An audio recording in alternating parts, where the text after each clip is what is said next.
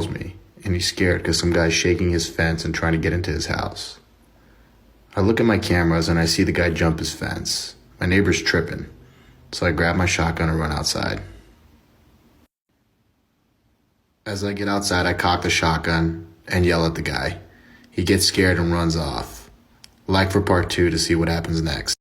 So if you saw my last video, you saw which gate the guy jumped to get into my neighbor's house. My neighbor basically ran out of his house and came face to face with the guy, so started spraying pepper spray and screaming at the top of his lungs. So I ran over there to try and see what's going on and see if I can bring him over to my house.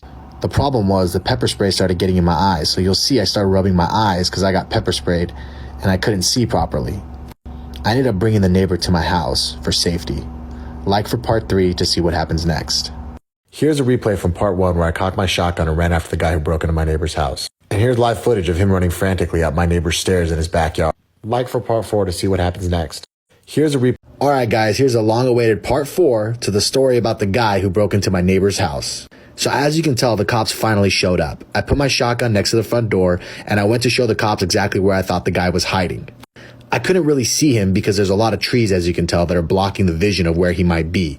You probably can't tell, but this video is actually sped up to 2x because it took me a while to try and explain to them what part of the property my neighbor actually owns, and then explain to them that my neighbor was actually hiding inside of my house. While I was explaining all of this to them, I noticed the guy had walked across a brick wall and was going to jump the fence to go into a neighboring house's backyard. So I pulled the cops back to show them where that was.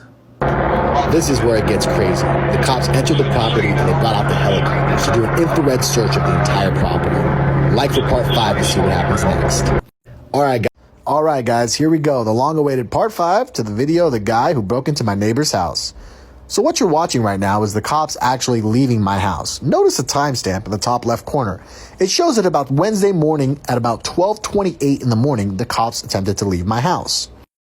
Well, what happens next is absolutely astonishing. The cops that were in the area end up hearing gunfire and gunshots. So what happens? The cops are called back, and so is the helicopter to canvass the area looking for the suspect.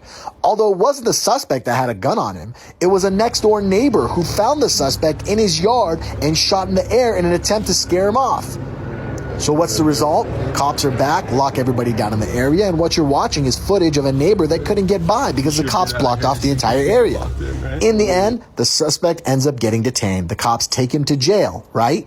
But that's not all. Like for part 6 to see what happens next. Alright guys, here's part 6 to the story of the guy who broke into my neighbor's house. Quick recap. Guy breaks into my neighbor's yard. I chase him down with my shotgun. Can't catch him. Help my neighbor. Put him in my house. Got pepper sprayed. Called the cops. Helicopters and all. Did a search. Couldn't find him. Later that night, shots fired in another neighbor's yard. Cops go there, detain him, take him to jail. And guess what happens? He shows up the next day.